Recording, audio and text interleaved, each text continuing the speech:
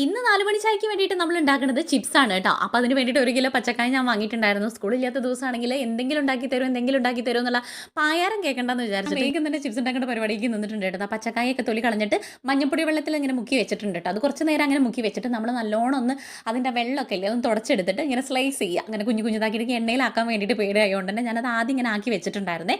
എന്നിട്ട് തിളച്ച എണ്ണയിലേക്ക് നമ്മുടെ ചിപ്സ് ഇല്ലേ, ചിപ്സ് അല്ല ഈ ഒരു ചെത്തിയ കായ പെറുക്കി അങ്ങോട്ട് ഇട്ട് കൊടുക്കുക കേട്ടോ. എന്നിട്ട് നല്ലോണം തിളച്ച എണ്ണയിലിട്ട് നല്ല ഇളക്കി കുറച്ച് നേരം കഴിഞ്ഞ് കഴിഞ്ഞാൽ അതിനകത്തേക്ക് ഉപ്പുവെള്ളം മഞ്ഞപ്പൊടിയും കൂടെ കലക്കി ഇതില്ലേ അതൊന്ന് അവിടെ ഒഴിച്ചു കൊടുക്കുക കേട്ടോ. അതൊരു പാകത്തിന് ഒഴിച്ചു കൊടുക്കുക. ഉപ്പ് ഏറരുത്. അതിൻ്റെ ഒരു പാകത്തിന് ഒഴിച്ചു കൊടുത്തിട്ട് പിന്നെ ഒന്നും കൂടെ ഒന്ന് ഇളക്കി യോജിപ്പിച്ച് കഴിഞ്ഞ് കഴിഞ്ഞാൽ നമുക്കത് എടുക്കാൻ വേണ്ടിയിട്ട് ആ സ്റ്റേജ് നമുക്ക് അറിയാൻ വേണ്ടി പറ്റും. അതെനിക്ക് കറക്റ്റ് എങ്ങനെ നിങ്ങൾക്ക് പറഞ്ഞു തരുന്നത് എനിക്ക് അറിഞ്ഞൂടാ. അപ്പോൾ അതാ ഞാൻ ഈ പ്ലേറ്റിലേക്ക് എടുത്തിട്ട് ഞാൻ ആദ്യമായിട്ടല്ല കേട്ടോ, രണ്ടാമത്തെ പ്രാവശ്യം ഉണ്ടാക്കണം. ആദ്യത്തെ പ്രാവശ്യം ആദ്യം ഒന്ന് പാളിയിട്ടുണ്ടായിരുന്നു, പിന്നെ ശരിയായിട്ടുണ്ടായിരുന്നു. ഇപ്പോൾ ഇതാ കറക്റ്റായിട്ട് കിട്ടിയിട്ടുണ്ട് കേട്ടോ.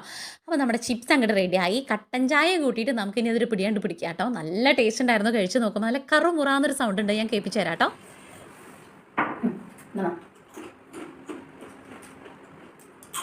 അപ്പോൾ അടിപൊളി ചിപ്സ് റെഡി ആയിട്ടുണ്ട്. കട്ടൻ ചായ ചിപ്സൊക്കെ കൂട്ടിയിട്ട് ഞങ്ങൾ ചായ കുടിച്ചു. നിങ്ങൾ ചായ കുടിച്ചിട്ടുണ്ടായിരുന്നു. നിങ്ങൾക്ക് വീഡിയോ ഇഷ്ടമാണെങ്കിൽ സബ്സ്ക്രൈബ് ചെയ്യുക, ലൈക്ക് ചെയ്യുക, ഷെയർ ചെയ്യുക, കമൻറ്റ് ചെയ്യുക. നാളെ നല്ലൊരു വീഡിയോ ആയിട്ട് കാണാം. എല്ലാവർക്കും ടാറ്റാ ബൈ, സീ യു.